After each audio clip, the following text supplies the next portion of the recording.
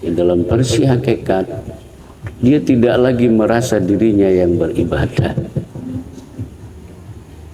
ya, dan tidak hanya sekedar ucapan dia beribadah karena Allah, tapi memang dia ketika beribadah itu dia tidak merasa kalau dia beribadah, karena dia sempurna memahami dirinya kalau diri itu tiada dan tak pernah ada. Itu teori, tapi dalam prakteknya kadang-kadang kita udah ngaji, kita nggak ada yang ada Allah. Ketika diulang kaji, oh iya kita nggak ada. Tapi terpisah 5 menit, balik ada. Jadi kadang-kadang kita ini orang jadi-jadian juga rupanya. Nah begitu, jadi kita betul-betul ikhlas.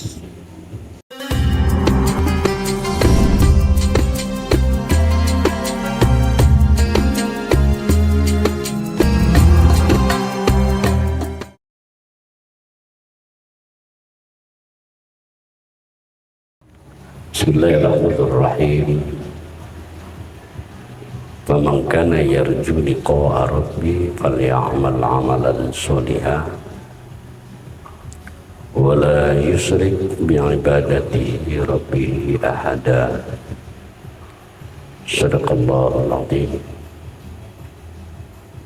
Jemaah yang berbahagia yang sangat saya hormati, senantiasa kita merasakan setiap nikmat yang Allah berikan kepada kita, dan teruslah pembangunan kesadaran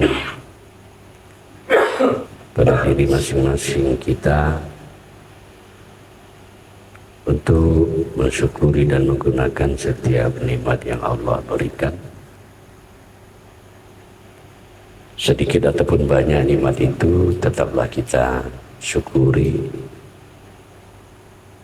Dengan rasa syukur itu kita dicatat Allah di sisi sebagai hamba Allah yang syakirin, maknanya yang pandai berterima kasih kepada Allah Subhanahu wa ta'ala. Lantunan Allahumma sholli ala Sayyidina Muhammad kita hadiahkan kepada rohaniah Rasulullah Nabi Muhammad sallallahu alaihi wasallam. Allahumma sholli wa sallim wa barik alaihi. Semoga kita, guru-guru kita, kedua orang tua kita, baik yang telah mendahului kita maupun yang masih hidup,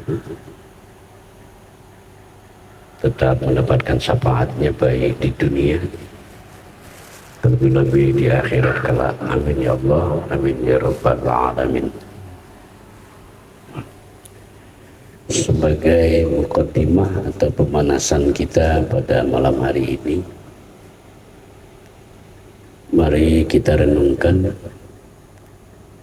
ini sebagai pemanasan saja. Tak usahlah kita mencari-cari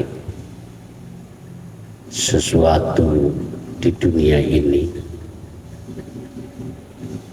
yang tidak bisa kita bawa pulang menghadap Allah Subhanahu wa ta'ala.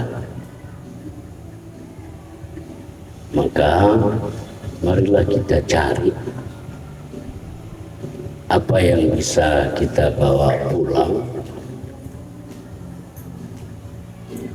ketika kita nanti menghadap Allah Subhanahu wa ta'ala. Dan mari kita terus untuk masuk meniti di kedalaman diri kita, dan kita berupaya dan berusaha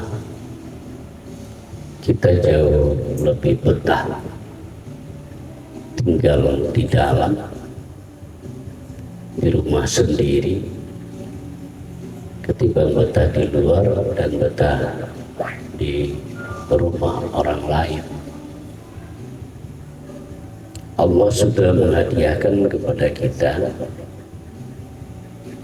qalbul mu'minina baitullah, hati orang mukmin itu rumahnya Allah. Maka menitilah kita senantiasa di kedalaman itu. Karena itulah diri sejati kita. Itulah diri yang fitrah. Itulah diri sebenar-benar diri kita. Maka mari terus kita urusi dan mengurusinya sampai hayat hidup kita. Kalau jasad ini stopnya adalah di perkuburan. Diri sejati kita itulah yang pulang. Maka selayaknya kita harus memperbanyak waktu untuk mengurusi urusan yang di dalam. Karena letak kemuliaan manusia itu bukanlah pada diri zahir, tapi itu adalah pada diri batin. Dan saya ingin katakan tidak ada yang bisa nanti menemani kita. Maka dialah satu-satunya teman yang bisa menemani kita nantinya. Maka untuk itu mari kita melihat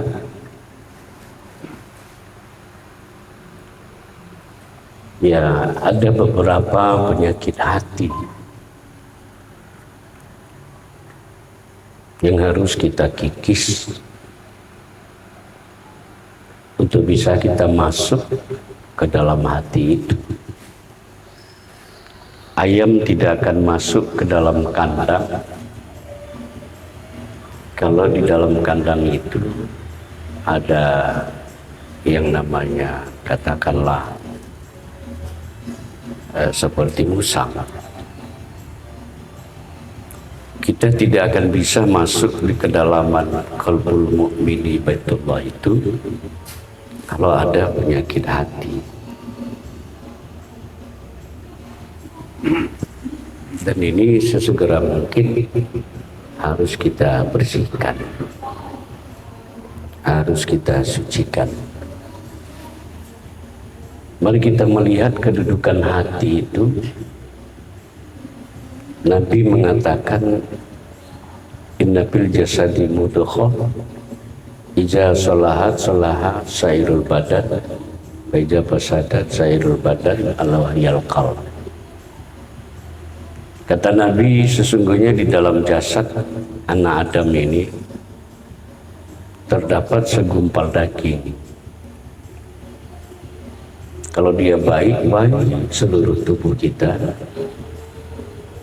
baik pandangan kita, baik ucapan kita, baik tutur kata kita, baik ucapan kita, ya, baik akhlak kita. Kalau hati itu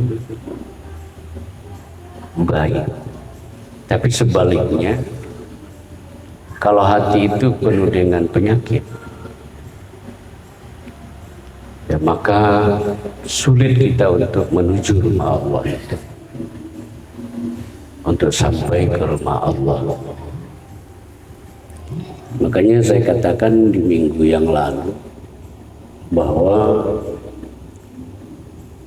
Imam Ghazali mengatakan hati itu bagaikan raja dalam sebuah negeri atau sebuah negara. Kalau rajanya baik, maka penduduknya pun baik.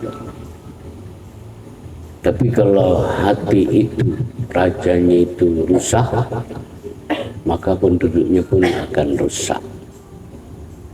Begitu besarnya fungsi qalb, fungsi hati di dalam menjalankan ilmu tasawuf, ilmu tariqat.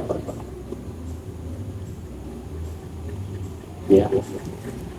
Jadi tergantung kepada hati. Makanya saya membuat satu analogi betapa tanah kosong yang tidak dirawat akan tumbuh rumput, tumbuh lalang, pepohonan yang lain, datanglah ular, tikus, kalajengking, dan lain sebagainya. Maka membersihkan hati itu dari hijab yang seperti itu adalah hal yang wajib kita lakukan. Wajib kita lakukan. Boleh jadi memang selamanya ini ilmu sudah kita pahami, tapi keyakinan tak datang. Itu pun boleh jadi karena memang penyakit hati itu. Maka ada beberapa penyakit hati yang dikedepankan oleh musannif, ya, pengarang kitab ini. Di antara penyakit hati itu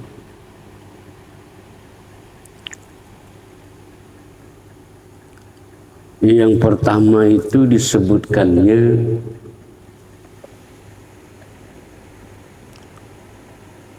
ya seperti ujub. Ya, ujub itu dia merasa takjub terhadap apa yang dia lakukan. Ya, seumpama dia mengatakan, lihat hasil karya saya. Nah, ini kan penyakit kita ini dalam kehidupan sosial, yang intinya perlu pengakuan. Ya, dia cerita kemari gitu. Dia nguap pagi hari, memang ngantuk. Cuma ditambahnya kalimatnya, iya tadi malam saya bangun jam 2 tahajud sampai subuh. Itu ujub. Ria.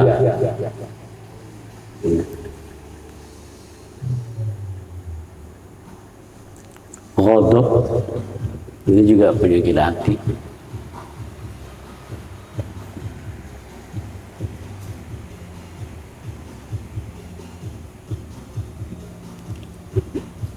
Kemudian hasad,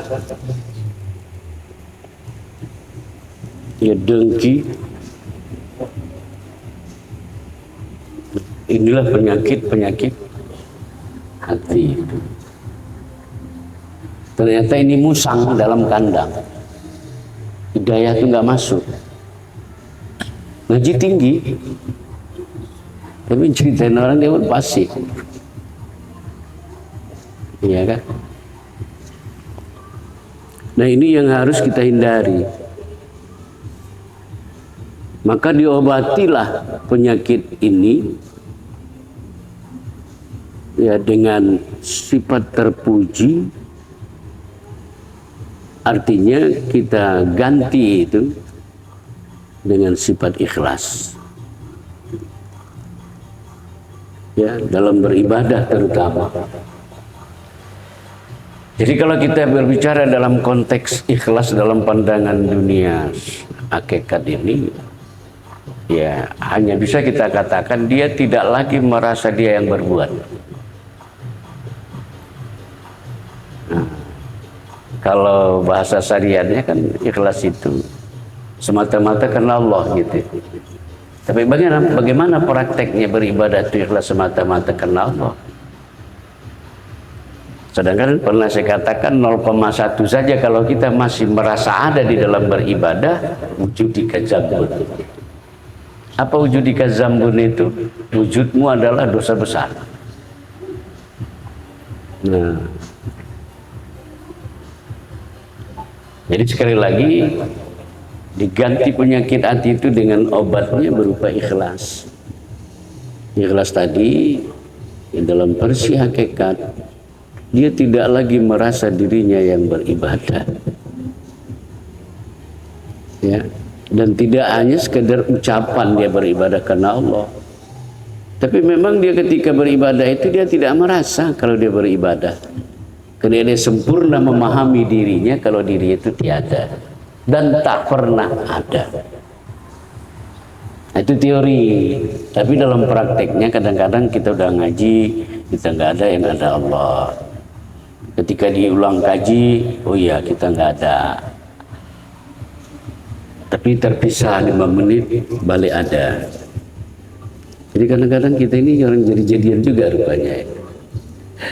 Nah begitu, jadi kita betul-betul ikhlas dalam segala ibadah. Kemudian juhud. Jadi cara kita mengobati hati itu juhud. Ya, tidak terlalu cinta kepada dunia. Artinya bukan kita jauh dari dunia. Ya kita Islam ini dianjurkan Allah untuk hidup kaya. Kalau enggak bagaimana kita berzakat, bagaimana kita membangun masjid, membantu fakir miskin dan lain sebagainya. Tetapi hatinya itu tidak terikat kepada dunia itu, gitu ya. Iya kan? Kita kan terjebak dengan ikatan. Ya kereta kita yang digores orang, tapi yang merasa nggak nyaman kita. Padahal kereta itu bukan diri kita kan, cuma hanya faktor keterikatan. Nah makanya hati-hati dengan keterikatan itu. Ya, kenapa saya katakan hati-hati ketika kita nanti mau meninggalkan dunia yang fana ini? Nah, itulah kadang-kadang ya tengoknya anak, tengoknya istri nangis ya. Lihatnya rumah mewah, mobil, ya dilihatnya sanak saudara, andai tolan. Ya karena faktor keterikatan itu merusak dirinya, terutama ketika nanti di akhir kalam. Cuma memang kebiasaan kita memang ya keterikatan itu kita cari dengan menghabiskan dana yang cukup besar terkadang kan. Maka berbeda dengan sikap Abu Bakar Siddiq, sahabat Nabi, ketika menjadi presiden menggantikan Rasulullah, Abu Bakar, Umar, Utsman, Ali. Mereka nggak ada melakukan acara syukuran. Mereka hanya mengatakan menerima jabatan itu dengan ucapan innalillahi wa rajiun. Ali ketika ditunjuk jadi pemimpin, dia cabut pedangnya. Kalau saya nanti ya salah menggunakan jabatanku, maka luruskan aku dengan pedang ini. Nah seperti itu. Nah jadi sifat zuhud ini bagi kita yang ingin menuju ke dalam, menuju jalan Allah, memang ya kita minimal kita kasih jarak lah. Tapi miliki segala-galanya dalam hidup ini, tapi jangan sampai keterikatan. Ya kan? Nah, jadilah kita ini seperti tukang parkir. Tukang parkir itu begitu. Kalau yang punya mobil itu ngambil mobil yang mewah itu, ya dia biarin, tidak merasa terikat kan? Nah, itu juga terkait dengan hubud dunia itu. Hati-hati. Tapi ingat, bukan berarti memahami kaji ini kita meninggalkan dunia, gitu dia. Sampai baju gadar, mobilnya gadar, semua kepada gadar. Sehingga yang lalu-lalu itu sempat orang memberikan penilaian kepada orang-orang yang mengaji. Mengaji itu orang yang ya tertinggal gitu. Ya kan sampai ada, saya tidak menyebutkan ulama yang berasal dari Sumatera Utara. Ya lebih khusus lagi dari Tanjung Pura. Beliau sempat membatalkan kajian ini dengan kalimat kalau Imam Ghazali meneruskan kajian itu, maka Islam akan tertinggal. Salah satu kajian itu ya seperti teori bersifat juhud ini. Juhud bukan benci dunia. Ya, dunia dia raih, tapi hati mereka tak terikat. Ya saya ingin mengatakan kepada kita semua, hati-hatilah keterikatan itu. Bahaya sekali. Iya, sandal yang baru dibeli saja tadi sore pergi salat Jumat hilang. Wah, sibuk cari sini, sibuk cari sana, tuduh sini. Nah, jadi hiasilah diri pertama tadi dengan sifat ikhlas, kemudian juhud. Kemudian kita hiasi juga kalbun itu dengan sifat wara. Ya. Apa itu sifat wara itu? Meninggalkan segala yang haram dan subhat. Karena kawan-kawan sekalian, dalam bentuk makanan yang mengandung haram, ya setetes saja ibaratnya itu kita sampai 40 hari, 40 malam ibadah dan doa kita tidak diterima oleh Allah. Dan ini benar-benar jadi hijab. Nah, inilah yang sulit, ya, yang sulit dilakukan. Kenapa? Karena kita melihat sesuatu tidak lihat keimanan, tidak melihat dengan hati, tapi kita bertindak dengan pikiran. Sama dengan Nabi Adam. Ya, kesalahan Adam itu salah satunya Allah sudah jamin dia di surga, tapi ternyata Adam tak yakin. Tapi dia tumbuhkan pengetahuannya kalau dengan memakan buah kuldi itu dia abadi di dalam surga. Seperti itu. Jadi oleh karenanya sekalian kawan-kawan, ya wara, meninggalkan yang haram dan meninggalkan subhat. Subhat itu enggak jelas hukumnya. Ya kan? Kita kan kalau rata-rata kita ini kalau dikasih makan ayam, kita kan nggak pernah bahas itu kan. Kita mulailah pakai ilmu fikih kita sendiri. Ya kan, apalagi makan di pondok. Mana kita tanya siapa yang motong? Ya kan? Padahal dulu waktu saya sanawi ya di kampung itu belajar baik kemarin itu. Cuma guru tuh ngasih contoh. Kalau memotong ayam, dilepaskan ayam setelah dipotong kan, kalau bahasa kami kan menggelepar itu. Dekat parit. Waktu dia gelepar itu masuk ke parit. Ya. Maka ayam itu hukumnya dipertanyakan. Apakah ayam itu mati karena disembelih atau karena mati megap?